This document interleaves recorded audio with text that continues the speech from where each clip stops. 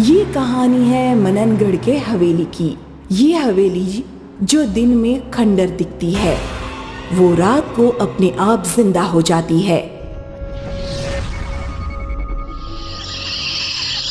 कोई भी गांव वाला इस हवेली के आसपास भी नहीं घूमता, क्योंकि इस हवेली से कोई जिंदा वापस लौटा ही नहीं।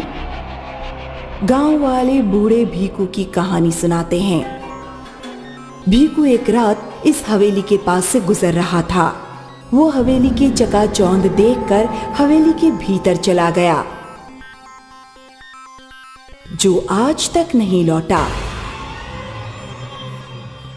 ये वर्मा परिवार है।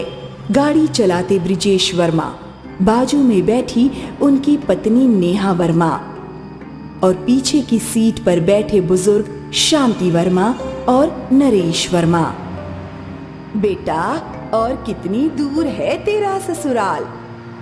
माँ, अब तक तो पहुंच जाना चाहिए था। लगता है अंधेरे में हम रास्ता भटक चुके हैं। अरे कोई नहीं बेटा, आगे कोई इंसान दिखे तो उससे रास्ता पूछ लेना। जी पापा। ब्रिजेश गाड़ी चलाता रहा। यहाँ तो कोई नहीं दिख रहा।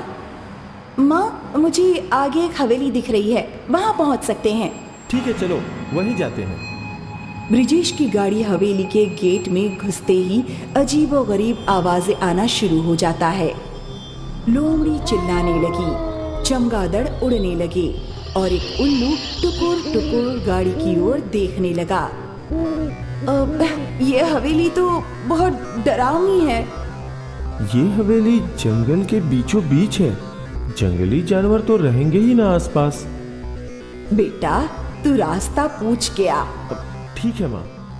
जैसे ही ब्रिजेश हवेली का दरवाजा खटखटाने वाला था, वो दरवाजा खुल गया और भीतर से एक अधेड़ उम्र का आदमी बाहर आया। हम जंगल में रास्ता भटक गए हैं। क्या आप हमें बता सकते हैं मनगांव कैसे पहुंचे? तुम बहुत दूर आ गए हो। तुम्हें 30 किलोमीटर पीछे जाना होगा, लेकिन इतनी रात को जाना ठीक नहीं है। रास्ता भी खराब है और दुर्घटनाएं भी खूब होती हैं। चाहो तो यहीं रात भर आराम कर लो, कल भोर होते ही चले जाना। जी ठीक है। पापा, वो आदमी बोल रहा है कि हम बहुत आगे आ गए हैं और अंधेरे में वापस जाना ठीक नहीं है। रास्ता बहुत खराब है। तो क्या करें? उन्होंने बोला है कि हम चाहे तो हवेली में सुबह तक आराम कर सकते हैं। और कोई दूसरा रास्ता भी नहीं है, लेकिन मुझे ये हवेली ठीक नहीं लग रही। डरो मत, ये हवेली पुरानी है, इसलिए तुम्हें ऐसा लग रहा होगा। जब वो लोग हवेली में कदम रख रहे थे तो डरावनी आवाजें शुरू हो गईं। हमें वापस गाड़ी में लौट जाना चाहिए। तुम बहुत डरपोक हो। आप यहाँ हॉल में आराम कीजिए, खाना लग चुका है और किसी चीज की जरूरत पड़े तो मुझे आवाज दे देना। ब्रिजेश चौंक गया कि कैसे इतनी जल्दी इतना सारा खाना तैयार हो गया। इतने सारे पकवान! अरे ये कोई आम घर थोड़े ना है, किसी रईस इंसान की हवेली है। मुझे तो बहुत भूख लगी है। सारे परिवार ने चाव से खाना शुरू कर दिया, लेकिन नेहा को हर जगह डरावने साए ही दिख रहे थे। ये हवेली वाले कितने अच्छे होंगे ना, अपने मेहमानों का कितने अच्छे से ख्याल रखते हैं। और वहाँ दूर खड़ा भीखू बोलने लगा, मेहमानों को नहीं, बलि के बकरों को अच्छे से खिलाया पिलाया तो जाता ही है ना। पेट भर खाना खाने के बाद वो लोग अलग अलग सोफे पे सो गए। जैसे ही उनकी आंख लगी, सारे डरावने साए उनके आसपास मंडराने लगे। पहला शिकार नेहा। नेहा ने अपनी आंखें खोली तो काला साया उसकी ओर ही बढ़ रहा था, लेकिन उसके चीखने से पहले वो साया नेहा में घुस गया। फिर नेहा वहां से उठकर सीढ़ियां चढ़ने लगी। वो एक कमरे में गई और वहां एक झूले पे बैठकर झूलने लगी।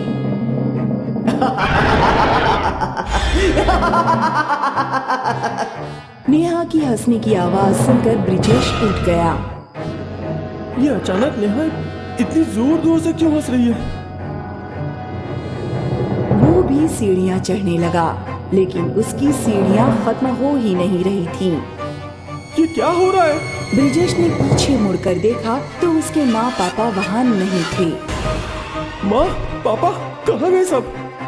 ब्रिजेश सीढ़ियां चढ़ता रहा पर वो ऊपर नहीं पहुँच पा रहा था। ब्रिजेश की माँ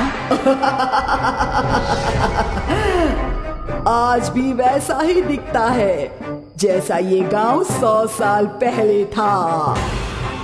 ये हमारी जागीर है, भला इसे कौन बदल सकता है? वो देखो, वो गांव वालों की बस्ती। वो लोग तो और दूर चले गए। हमारा खौफ इन गांव वालों के दिलों में है। लेकिन ये वर्मा परिवार बिना हमारी इजाजत के हमारे घर में घुस गया। इसकी सजा तो इन्हें मिलेगी ही। ऐसा बोलकर शांति हवेली की छत से कूद गई।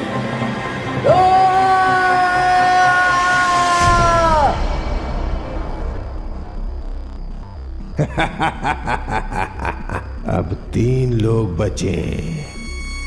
ब्रिजेश अब भी सीढ़ियां चढ़ने की कोशिश कर रहा था। नरेश वहां आया और चलती हुई सीढ़ियां रुक गई।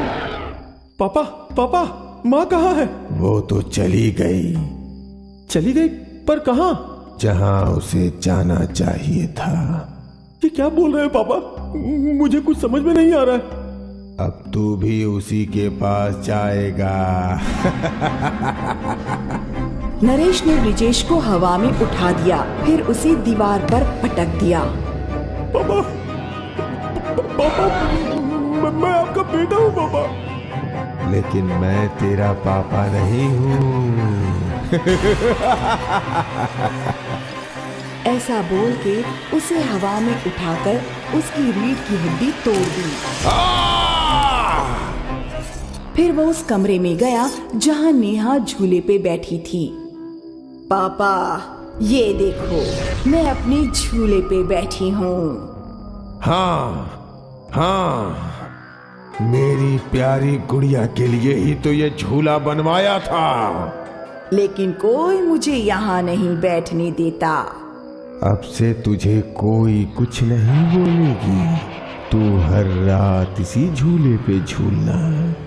ठीक है पापा। नरेश के अंदर के भूत ने नेहा का माथा चूमा और कमरे के बाहर चला गया।